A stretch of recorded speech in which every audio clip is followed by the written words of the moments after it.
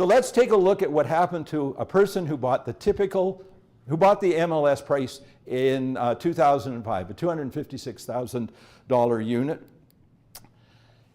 Let's take a look at where they were. Well, there's income distributions in Calgary in 2005, and you can see entry-level incomes, 25 to 34, about $90,000 a year in those households, 35 to 44, 45 to 54, up to $152,000 in average income. Got the income, got the equity, want a new house. What stops you? So there's the driver in your market. Let's take that typical 256 price. Let's take 15% equity. Why did I take 15% equity? Well, some people take 5.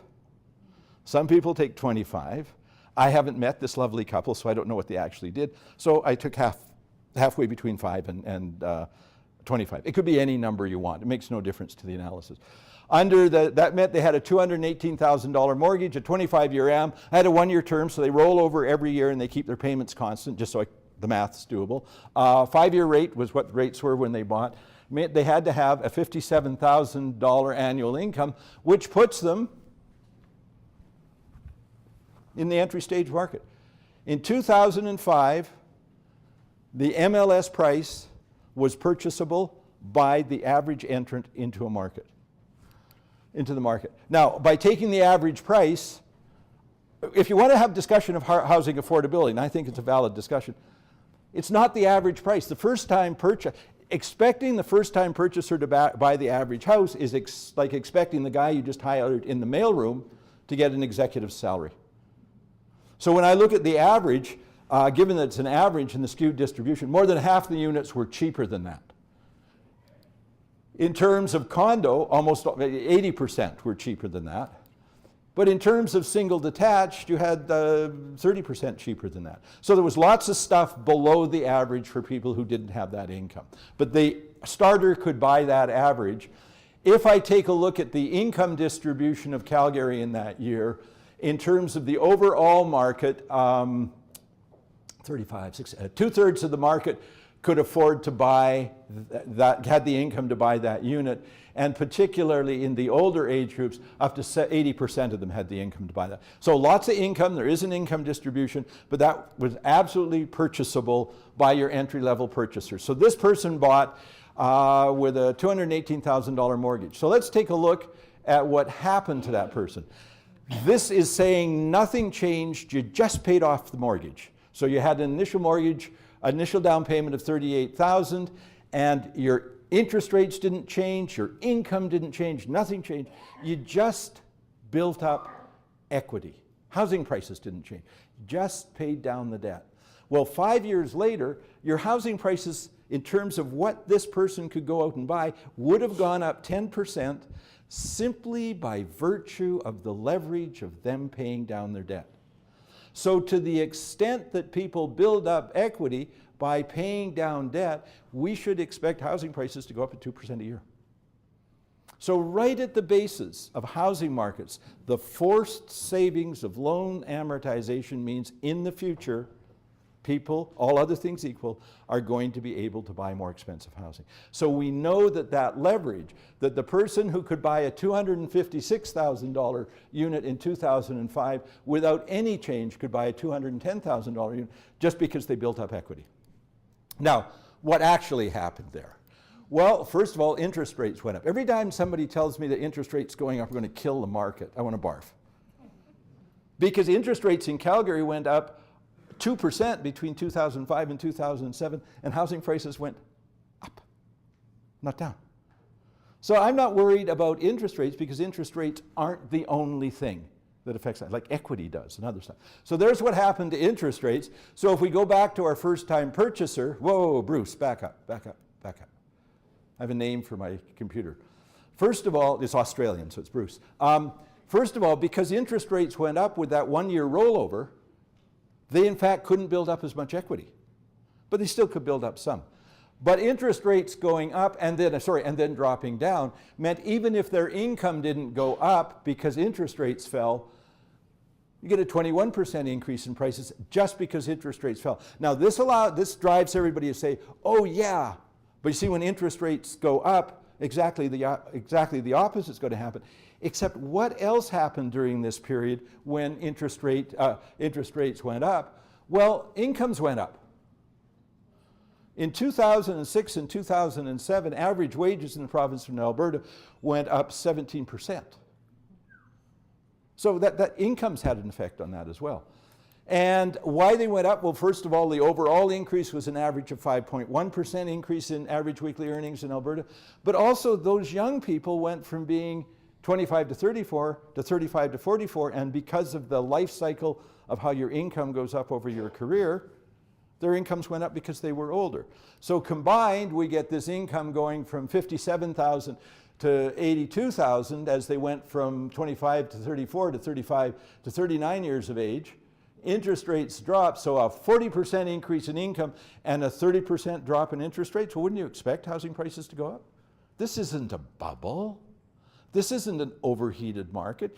This is people whose incomes are going up, and people like housing, so they spend on housing. So let's take a look and see what happened to people's actual mortgage ability in terms of not only the falling interest rates, but the rising incomes.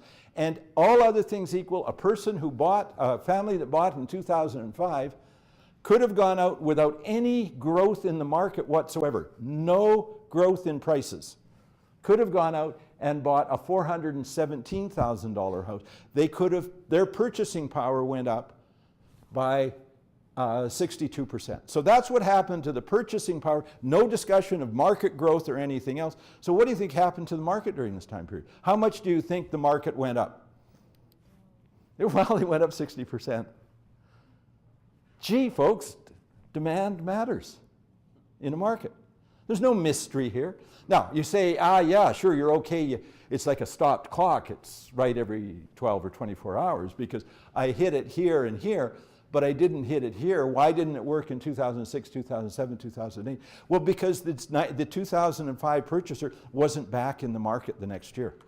People actually stay for a while. So what we want to know is who was in the market who'd owned for about 10 to 15 years who would be back in the market. So let's take a look at the people who bought in Calgary. Oh, so roll in the MLS average. If they take the equity gain from the market, your housing prices here should have actually gone up 122%, which is my question. Why didn't prices go up more rather than they're high? They're high. Sounds like my high school. It's a good thing the mic doesn't work, isn't it? So let's go back to the people who bought in 1995 for $135,000 a year, $135,000 price. Okay, so $135,000 house, there's the income distribution in 1995. Gee, $42,000, even at an 8.4% interest rate, annual income of $42,000, again, in the reach of your starter housing market.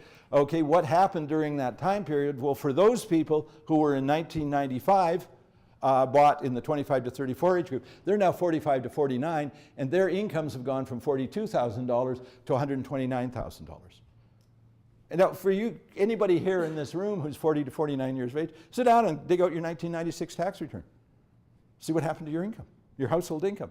I guarantee it's going to match this very well. So your incomes have gone up, and interest rates went from 8.4 to 3.5. So if we put those suckers together, income is a threefold increase. Rates are a 60% drop. What do you think? Housing prices should have gone up a little? Okay, so these people are back in the market. They've owned 10 to 15 years. It's time for the next place. We take what they did in terms of paying off the debt, what their actual debt serviceability is in terms of their current income and current interest rates, and they could have gone out and bought a $688,000 house, but the MLS only went up to $409,000. People have a lot of equity. This is me. I bought a $54,000 house with a $26,000 income in Point Grey in 1974. I can go out and buy Florida. But my income is way more than $26,000 a year. So this is the underlying driver in your market. Now, remember, there's no single explanation. But this explanation has to be part of the narrative. So these people should have actually gone out and bought a $1 million house. Why didn't they? Because they don't want the $1 million house. They want other things, but they are moving up in the market, and we saw that from the CMHC data. Let's take a look at the last of those three big purchaser groups we saw at the beginning. The people who bought in 1985 with an income of $30,000, buying the MLS average. What happened to them? Well, their incomes went from $30,000 to $125,000. They went from a 10% interest rate to a 3.5% interest rates. So we've got a fourfold increase in income, a 66% drop in rates. They could have bought a $1 million house. They didn't. But all that happened in the MLS is the MLS went up a modest 60%. So if you're going to discuss housing markets and affordability, do so. But 70% of your market is rolling equity rather than doing it on incomes. Income isn't the relative variable. Housing prices, your market's absolutely predictable. It's absolutely sustainable. You had a jump during a period of time when Alberta was in an economic boom, but all that jump did was simply move forward an increase that was going to happen anyhow. So what we want to know now, why are things different in the United States? I love this way of reasoning. Luongo was the Olympic goalie, therefore Vancouver Canucks should win the Stanley Cup. What happened somewhere else some other time applies here, and we just have to wait. So why is the Calgary not United States? And what's going to happen in the future? Where are prices going to go? Why are we so different in the United States?